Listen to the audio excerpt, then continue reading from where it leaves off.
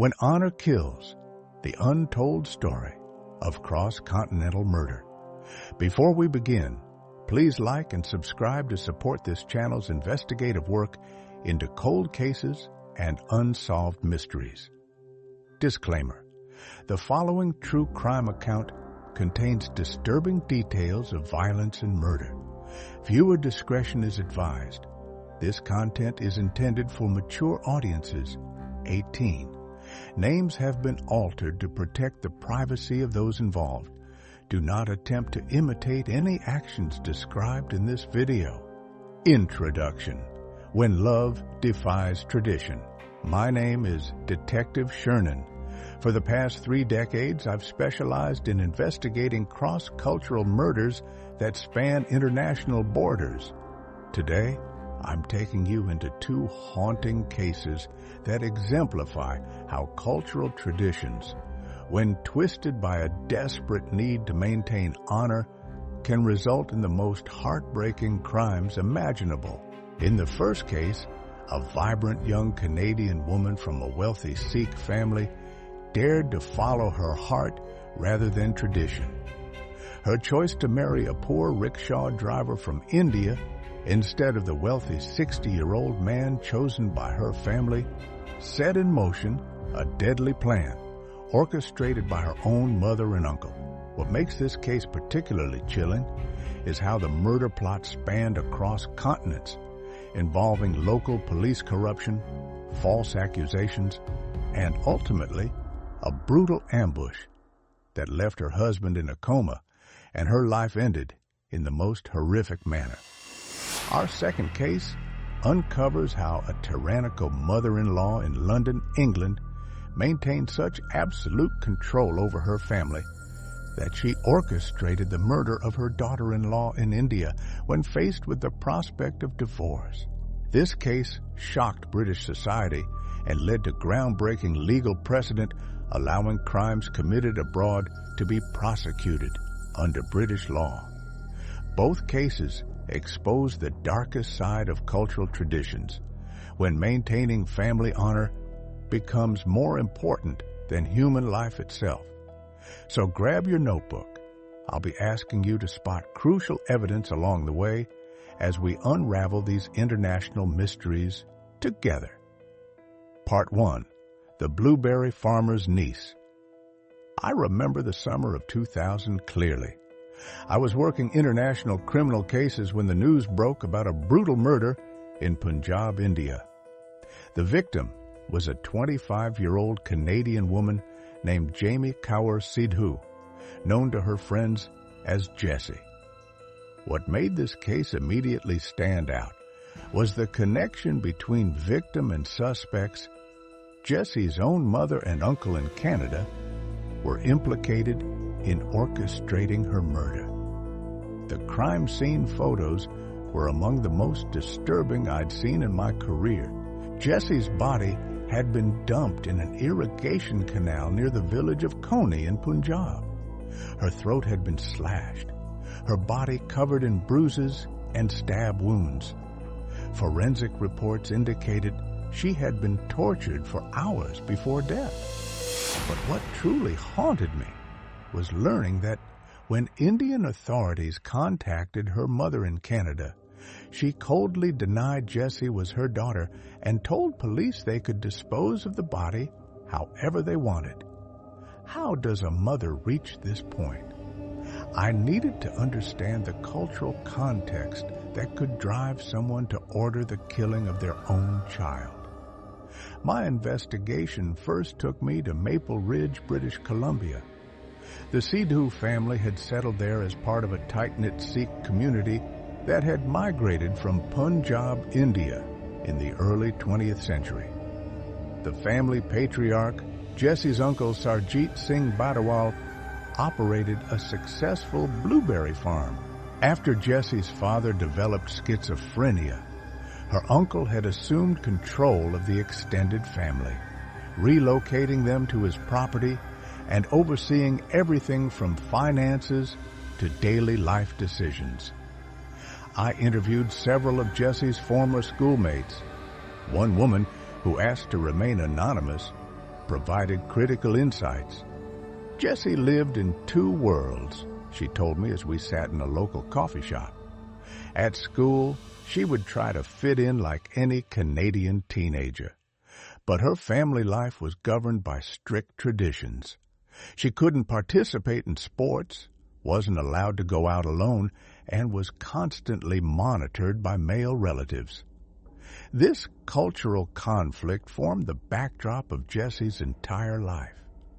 Despite living in Canada, her family maintained rigid traditional values, particularly regarding the role of women.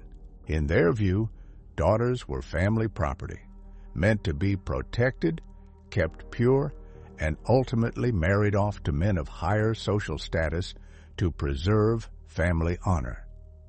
"Do you think Jessie openly rebelled against these restrictions?" I asked. "Not at first," the former classmate replied. "But I remember when she was about 17, she mentioned wanting to play basketball. She was tall, athletic, but her mother forbade it because she'd have to wear shorts and interact with boys. That night, her mother lectured her for hours about how Western girls had become immoral.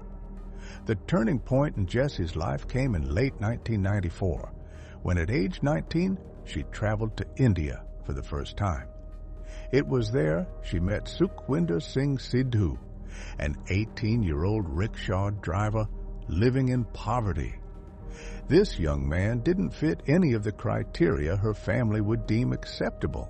He was poor, uneducated, and far below her family's social standing. But what Sukhwinder lacked in wealth, he made up for in athletic prowess. He excelled in kabaddi, a high-intensity contact sport popular in rural India. Strong and energetic, he immediately caught Jessie's eye. Their courtship was like something from a romantic film. Jessie drew a heart pierced by an arrow on a napkin with her lipstick and had a friend deliver it to Sukhwinder. In the days that followed, they orchestrated accidental meetings where she would slip him napkins with "I love you" written in lipstick. From 1995 to 1999, while Jessie was back in Canada, their love grew through long-distance phone calls and secret letters. Sukhwinder, who was illiterate, even learned to write just to send her messages. Meanwhile, in 1999, following her uncle's orders, Jessie's parents decided to marry her off to a wealthy 60-year-old man. When Jessie refused, her family's anger intensified. She knew she needed to see Sukhwinder again, so she convinced her mother to let her take a trip to India. In March 1999, Jessie and Sukhwinder secretly married at a Gurdwara, a Sikh temple in India. This union, unknown to her family, sealed their fate. When she returned to Canada, Jessie continued calling and writing to Sukhwinder in secret, even borrowing money to help with his plans to immigrate. On October 4th, 1999, their secret was exposed. The temple manager's wife had congratulated Sukhwinder's mother on her son's marriage, which was news to her. When confronted, Sukhwinder denied it, but later, while drinking at a bar, he accidentally revealed the truth within earshot of Jessie's mother's relative. By January 2000, Jessie was placed under house arrest by her family. What happened next reveals how far her family would go to erase what they viewed as a shameful marriage. What would you do if you discovered your family was fabricating evidence against the person you loved? How far would you go to protect them? Let me know your thoughts in the comments below. The trap is set. The investigation revealed a calculated scheme that spanned 2 continents. Because Sikhism rejects caste and promotes equality, Jessie's family couldn't use social status as the official reason to oppose her marriage. Instead, they forged documents claiming Jessie and Sukhwinder were related through the same village, which would make their marriage invalid under Sikh teachings. Jesse's uncle, normally cold and indifferent, suddenly became kind and caring. He told Jesse he wanted to help bring Sukhwinder to Canada, asking her to sign notarized documents written in Punjabi, a language she couldn't read. Desperate and hoping for mercy, Jessie signed. Her uncle then flew to India with these papers. Along with a relative, he showed up at Sukhwinder's home and demanded he agree to a divorce, threatening to beat his family to death if he refused. Sukhwinder's mother stood by her son, saying, "If you really love her, don't listen to them." This confrontation drew the attention of villagers who called the police. Not wanting trouble with authorities, Jesse's uncle left but was far from finished. In February 2000, he filed a complaint with Indian police using the documents Jesse had signed. The complaint accused Sukhwinder of kidnapping and assaulting Jessie, forcing her to sign a marriage certificate. Here's where we encounter one of the case's most disturbing aspects, the corruption within the Punjab police system. With Jesse's family's wealth and connections, they could essentially buy police cooperation. On February 23, 2000, Sukhwinder's mother and younger brother were arrested, treated inhumanely, and beaten in custody. 2 of Sukhwinder's friends were arrested and tortured as well. Sukhwinder went into hiding for 2 weeks, desperate to figure out how to rescue his family.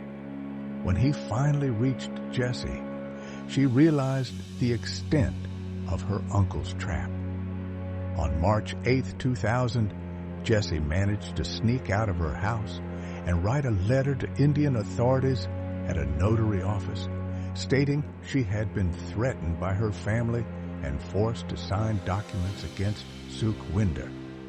She declared she had willingly married him and pleaded with authorities to release his family. But her uncle's influence prevailed. Police insisted that Jessie's new statement from Canada was fake. The situation grew more desperate when Jessie's friends in Canada contacted the Royal Canadian Mounted Police, hoping to rescue her from her family's control. This public involvement with law enforcement further enraged her family, who viewed it as amplifying their shame. In April 2000, with the help of friends, Jessie purchased a plane ticket to India. Knowing her extended family had connections at India's main international airport, Sukhwinder took extraordinary measures to ensure her safety upon arrival.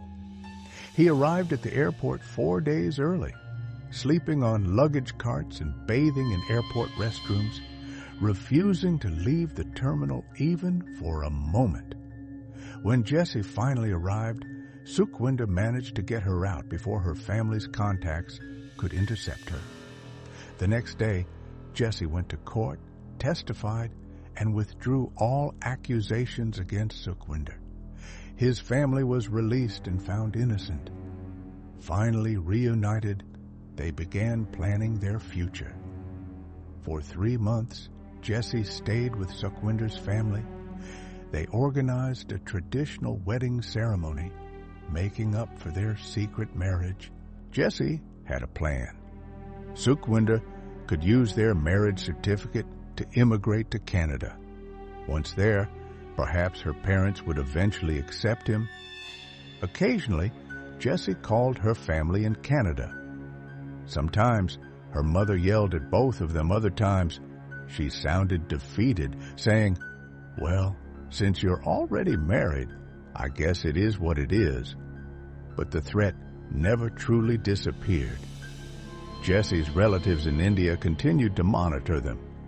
Friends of Sukhwinder, concerned for the couple's safety, stayed close, armed with guns for protection. Given what you've heard so far, do you think Jessie's mother's occasional resigned acceptance was genuine or part of a more sinister plan? Think about it as we continue. The final act On June 8, 2000, the young couple made a fateful decision. Sukhwinder, uncomfortable with being constantly guarded, suggested they go to a nearby town's market. They rode his scooter through neighboring villages, returning after dark. As they approached home, they passed through a quiet path beside a wheat field. A white car was parked by an irrigation canal, the same area where the couple often took evening walks. Sukhwinder couldn't see who was inside, but pressed forward. What happened next was pieced together through Sukhwinder's testimony and forensic evidence. 3 men suddenly jumped from the vehicle, wielding sharpened hockey sticks. Sukhwinder, athletic and quick, dodged, but one attacker struck Jessie directly in the head. The men grabbed her and dragged her into the car. When Sukhwinder tried to save her, they attacked him brutally, one slashing his hand nearly to the point of severing it, another striking him hard on the head. As Sukhwinder collapsed, the assailants checked for a pulse but placed their fingers incorrectly and mistakenly believed he was dead. Satisfied, they drove away with Jessie. The most horrific part of this case came next. Jessie was taken to a house over 40 miles away where she was brutally raped, tortured, and murdered. According to testimony from one of the assailants who later became a witness, they tied her to a chair and called her family in Canada to negotiate an additional payment for the killing. Jessie's mother, Jaswinder Kaur Sidhu, answered the phone. Jessie cried and begged her mother to save her. But instead of showing compassion, her mother handed the phone to Jessie's uncle, Jaswinder Singh Badawal. The killers explained that they had initially agreed to kill only one person. With Sukhwinder presumed dead, they wanted extra payment to kill Jessie too. The family discussed it, but didn't want to pay more. Ultimately, it was Jessie's mother who gave the final word. You have a woman in your possession. She's your reward. Do whatever you want. Jessie was left at the mercy of these men. After a night of unspeakable torture, they dumped her mutilated body in an irrigation canal near the village of Coney. The next morning, a passerby discovered Jessie's body and alerted authorities. When police contacted her mother in Canada, she denied Jessie was her daughter and said no one in the family cared about her. Sukhwinder, meanwhile, had fallen into a coma and remained hospitalized for nearly a month. When he regained consciousness, his family moved him to his uncle's home to recover, far from Jessie's dangerous relatives.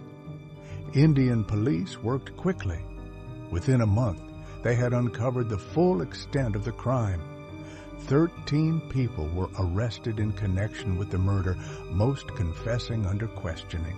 On one of the main perpetrators, police found 2 cell phones containing damning evidence. Around the time of the murder, he had made 147 calls to Jessie's uncle and 40 calls to the accomplice who slit Jessie's throat.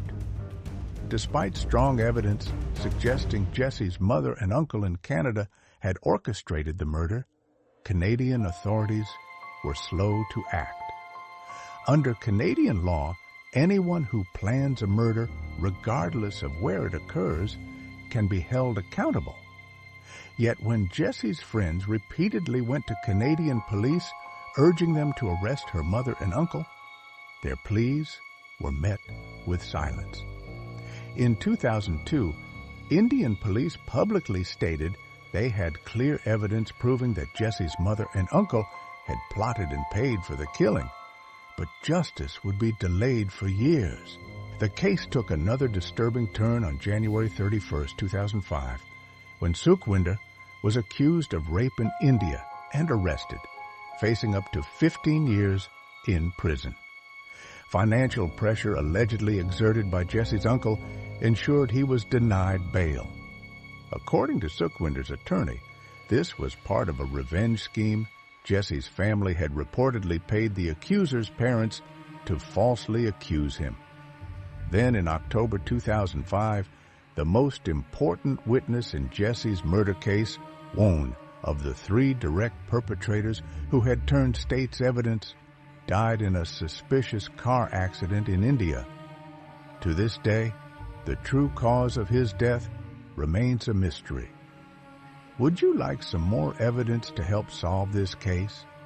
Hit the like button if you want me to share rarely discussed details that didn't make it to trial. Justice delayed. Of the remaining 12 suspects in India, 7 were eventually convicted of murder and sentenced to life imprisonment. However, within just 3 years, 3 were released after being found not guilty on appeal.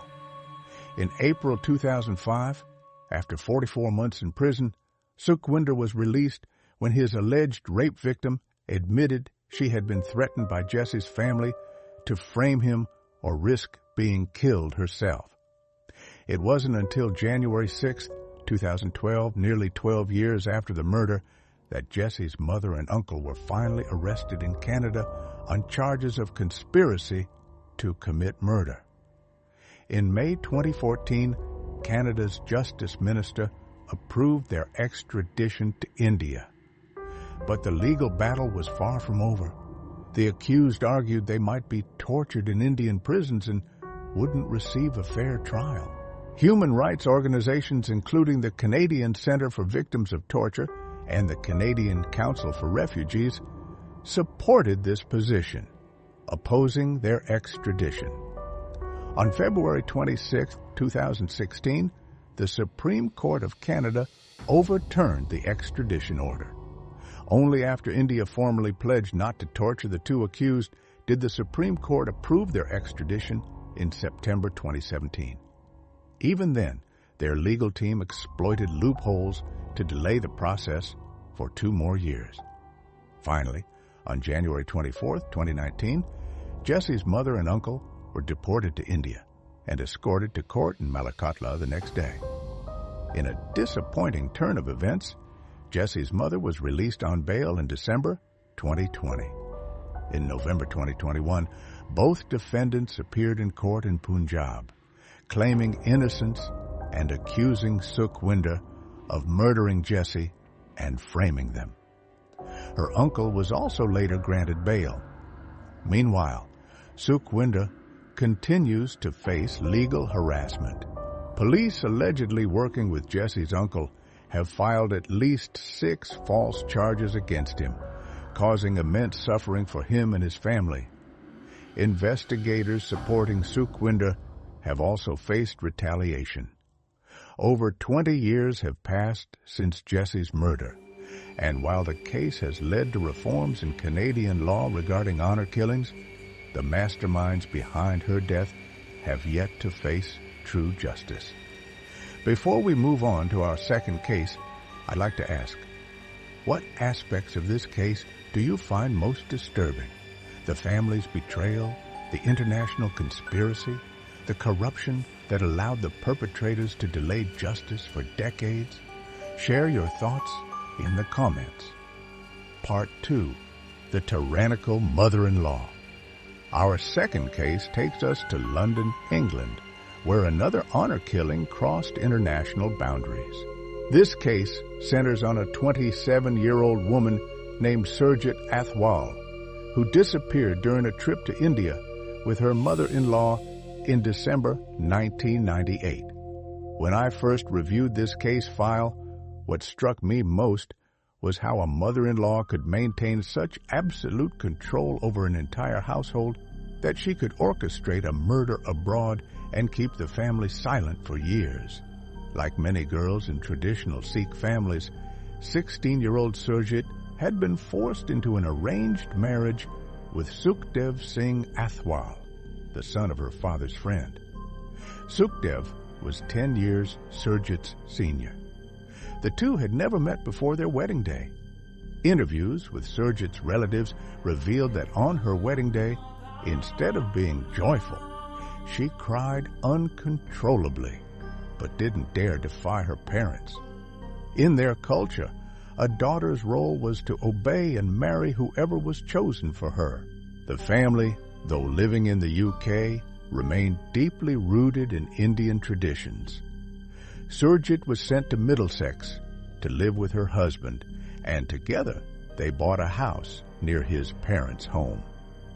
Around the same time, another daughter-in-law named Sarabjit joined the family, married to Sukhdev's younger brother Hardave. Initially, the family dynamic seemed relatively peaceful, aside from the mother-in-law, Bachan, being somewhat overbearing. But 6 months after Surjit's marriage, the father-in-law passed away from an asthma attack. According to Sikh tradition, the eldest son should have assumed the role of family head. However, during a family dinner at a restaurant shortly after the father's death, Bachan unexpectedly raised a glass and declared, "I am now the head of this family." Witnesses described how Surjit nearly jumped out of her seat in protest, while all eyes turned to her husband, Sukhdev. But years of submission to his mother had made him unable to challenge her. His silence essentially sealed the new power structure.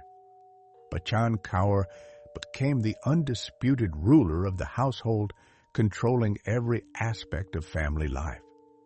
She ran the home like a dictatorship, with her sons as her lieutenants and her daughters-in-law as domestic servants at the bottom of the hierarchy.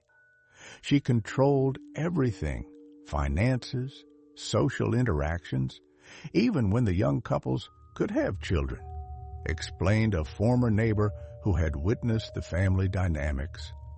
Both sons handed over their salaries and even took money from their wives' purses to give to their mother. One particularly disturbing incident occurred when Bachan told the younger daughter-in-law she wasn't allowed to get pregnant until after Surjit had given birth. When the younger woman complained to her husband, he sided with his mother without hesitation, saying, "You have to listen to Mom. She knows what's best for the family." When Surjit became pregnant but suffered a miscarriage, Bachan exploded in anger, blaming her and calling her a murderer who couldn't even carry a child. Later, when the younger daughter-in-law became pregnant and gave birth to a girl, Bachan was furious, believing she had disobeyed orders and produced a daughter instead of a son. As punishment, Bachan forbade her from buying new clothes or going outside. Surjit wasn't as easily controlled as her sister-in-law. She began wearing jeans and modern skirts, abandoned her traditional Sikh headscarf, and even cut her hair, violating religious customs. When Bachan wanted to discipline her, she would command her son Sukhdev to beat Surjit, which he did without question. When Surjit gave birth to a baby girl in 1991, Bachan's control deepened. She took the baby, demanded the child call her mom, and kept Surjit away from her daughter. She brainwashed the child, telling her that Surjit was bad and had come to destroy the family. "I want you to pay close attention to what happens next." Think about what you would do in Surjit's situation, trapped in an abusive household, separated from your child, and constantly monitored. What would your escape plan be? The breaking point on January 1st, 1994, Surjit made her first attempt to leave. Bachan was furious, berating her eldest son for not stopping his wife. Eventually, Sukhdev tracked Surjit to a hotel where she had fled. Once again, he expressed his anger with his fists. Though Surjit called the police, her husband dragged her out before they arrived. A month later, Surjit secured a job working for customs at Heathrow Airport in London. After years of financial control, she realized that having her own income was the only way to break free, or even consider divorce. Surprisingly, Bachan didn't object to this employment.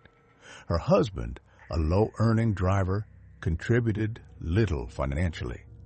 Compared to the hardship of poverty, allowing her daughter-in-law to work outside the home seemed the lesser evil. Ironically, Surjit's salary not only supported the family, but also covered the majority of their mortgage, yet they continued to belittle and mistreat her. Because of her work hours, her husband reluctantly agreed she could occasionally eat out or socialize with co-workers after her shift. When Bachchan discovered this, she berated her son. "She's your wife. Her place is at home beside you, not out eating and drinking with strangers." That night, he beat Surjit severely. Living in such an environment forced Surjit to adopt a double life. At home, she wore traditional Indian clothing and played the obedient wife. At the airport, she would change into stylish Western outfits, apply makeup, and wear shorter skirts. In 1998, Surjit gave birth to a baby boy. Bachchan was overjoyed and insisted on throwing a party. However, Sukhdev told his mother he had seen Surjit kiss a male co-worker and questioned whether the baby was his. Bachchan dismissed these concerns. This was the family's only grandson, and regardless of paternity, she had no intention of rejecting him. After another violent beating, Surjit finally reached her breaking point. She grabbed her 2 children, got into the car, and attempted to leave. Just as she was starting the engine, Bachchan commanded her sons to rush out and snatch the car keys from Surjit. For the following week, the younger daughter-in-law, living on the other side of the wall, heard Surjit being beaten every night. Though she wanted to call police, fear had paralyzed her. This attempted escape made it clear to everyone that Surjit was serious about leaving. She had saved enough money to enroll her children in a new school, rent a separate home, and transfer to another airport in a different city. She found a divorce lawyer and began preparing to file, even planning to remove her husband's name from her son's birth certificate. For Bachchan, this was intolerable. Surjit was the family's primary breadwinner, paying most of the mortgage herself. If she left, most of the property would legally go to her, leaving Bachchan's beloved eldest son with nothing. Beyond the financial implications, divorce would bring shame to the family and destroy Bachchan's standing in the community. In late November 1998, while Surjit was at work, Bachchan called a family meeting with her 2 sons and younger daughter-in-law. "I've spoken with our relatives in India," she announced. "They will help us solve this problem. Surjit is out of control and has brought shame to this family. We've become a laughingstock in the community, so we must get rid of her." The younger daughter-in-law, Sarbjit, was stunned. The words shame, India, and get rid of made her certain that Bachchan was planning something terrible for Surjit. In early December 1998, Bachchan prepared to travel to India for 2 family weddings. She suddenly softened her tone and invited Surjit to join her, promising that if Surjit came along, smiled through the weddings, and preserved the family's honor, Bachchan would allow her to divorce Sukhdev upon returning to the UK. Desperate for a new life, Surjit agreed to the trip. What would you have done in this situation? Would you have trusted the sudden change in Bachchan's behavior? Let me know in the comments below. The disappearance. On December 4th, 1998, the morning of their departure, Sarbjit left home early to take her child to school. On the way back, trembling with fear, she made an anonymous call to police to report an impending murder plot. She provided the flight date, flight number, and other details, but afraid of raising suspicion, quickly returned home. The police took took no action. Bachchan and Surjit boarded their flight to India. More than 10 hours later, they landed in Delhi, where Bachchan's brother picked them up and drove them to a rural area in Punjab for the upcoming weddings.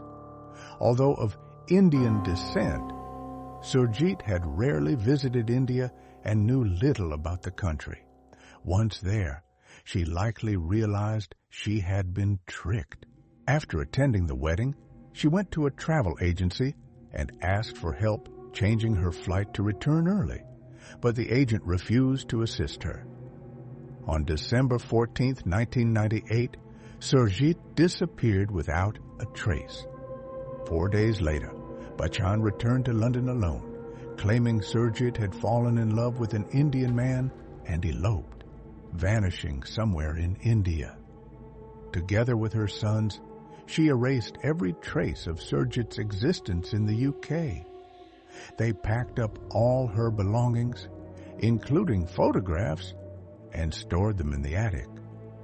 Sukhdev called the airport and informed Surjit's employer that she had decided to stay in India and wouldn't be returning to work. Her co-workers believed the story. No one searched for her. The family's deception went even further. They forged documents bearing the letterhead and signature of British police and sent them to Indian authorities, impersonating law enforcement and requesting that any investigation into Surjit's disappearance be dropped. Soon after, Sukhdev filed for divorce, claiming his wife had abandoned the family. He forged Surjit's signature on property transfer documents, effectively claiming all her assets for himself. Meanwhile, Surjit's birth family had been unable to reach her and reported her missing to authorities. Police quickly began to suspect Bachchan, but when they arrested her and the entire family in May 2000, they encountered a wall of silence. Even Sarbjit, terrified that her statements might be recorded and heard by her mother-in-law, said nothing. Police found no physical evidence. Community members described Bachchan as a devout Sikh, professional, friendly, and charitable. Nothing like the cold, manipulative woman she truly was. Without concrete evidence, authorities had no choice but to release the family without filing charges. Sometime after the failed investigation, Sarbjit finally summoned the courage to ask Bachchan directly what had happened to Surjit. With chilling callousness, Bachchan replied, "After the wedding in India, I had someone drug her and hired 2 men to strangle her. They took her jewelry and threw her into the Ravi River." With icy confidence, she added, "Surjit is dead. She can no longer bring shame to our family. We can finally return to living our real lives." Knowing this terrible truth, Sarbjit began having nightmares and crying inexplicably. She was too afraid to tell anyone and found herself under constant surveillance. She tried writing anonymous letters to police, but received no response. Meanwhile, Surjit's husband shamelessly began dating again. By late 2004, 6 years after Surjit's murder, the psychological pressure became too much for Sarbjit. She developed a bleeding stomach ulcer and was rushed to the hospital. When she regained consciousness, the doctor explained that stress was a common cause of ulcers. She was literally being consumed by emotional pain. That afternoon, when Bachchan arrived at the hospital intending to take Sarbjit home, her parents refused. They couldn't restrain themselves any longer and confronted Bachchan, saying, "If anything happens to our daughter, you will be held responsible." The family agreed that Sarbjit would recover at her parents' home. Temporarily free from Bachchan's control, Sarbjit realized she faced only 2 choices: continue suffering in silence until it killed her, or finally tell someone the truth. She chose the latter and confided in her father. After hearing her story, he sat in stunned silence before asking, "Why didn't you tell us? How long have they been threatening you?" "Since the very beginning," she answered.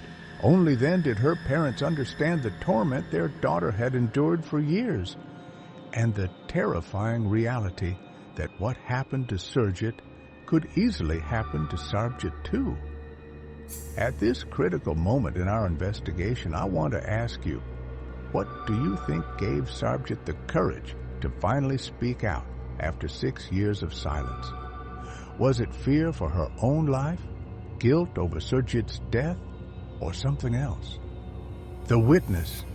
Fearing for their daughter's safety, Sarbjit's parents urged her to go to the police, and she agreed. A compassionate officer named Clive conducted the first interview and immediately helped Sarbjit feel safe. "Don't hesitate," he told her. "This is your moment. Step forward." Sarbjit broke down in tears. "I'm sorry," she whispered. "I'm so sorry I didn't come forward earlier." Gradually, she moved from fear to full cooperation. She handed over a journal she had secretly kept for years, along with other evidence she had collected against her in-laws. Despite everything, Sarbjit had to return to the family home. She had 4 young children to care for and couldn't stay with her parents indefinitely. Bachan, confident that the children would keep Sarbjit from fleeing, wasn't concerned about her running away. Back at the house, Sarbjit lived in constant fear. She updated her parents daily, watched every word, and avoided raising suspicion. In November 2005, Bachan began to suspect something was amiss. She reverted to her tactic of false kindness, telling Sarbjit she regretted never introducing her to their extended family in India and now wanted to take her on a trip to meet relatives. Terrified, Sarbjit broke into a cold sweat. Was Bachan planning to eliminate her too?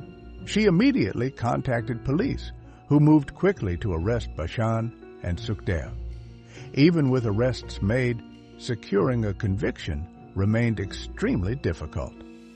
In honor crimes, community members often protect perpetrators. Many in the Sikh community viewed Surjit as her in-laws' property and believed they had the right to end her life if she dishonored them.